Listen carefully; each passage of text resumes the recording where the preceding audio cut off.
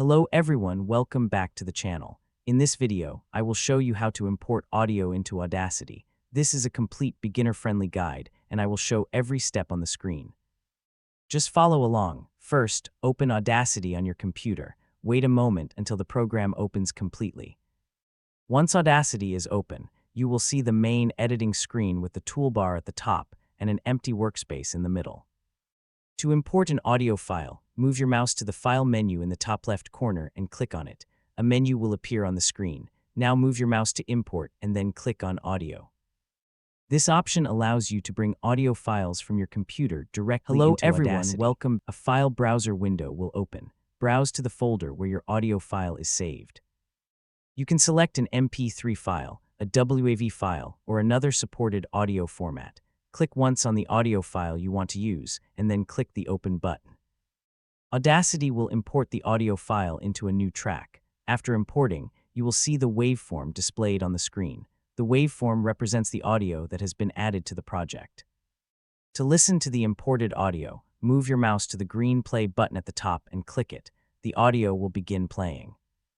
You can watch the playback cursor move across the waveform while the audio is playing. If you want to pause the playback, click the Pause button.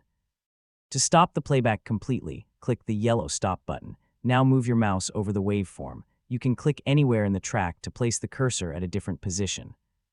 This allows you to preview any part of the audio quickly. You can also zoom in and zoom out using the zoom controls in the toolbar. Zooming in makes it easier to edit small sections of the audio, while zooming out lets you view the entire track.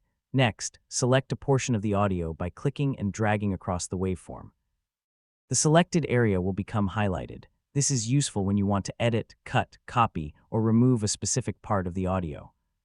If you want to remove the selected section, simply press the Delete key on your keyboard. If you make a mistake, press Ctrl and Z to undo the action and restore the audio.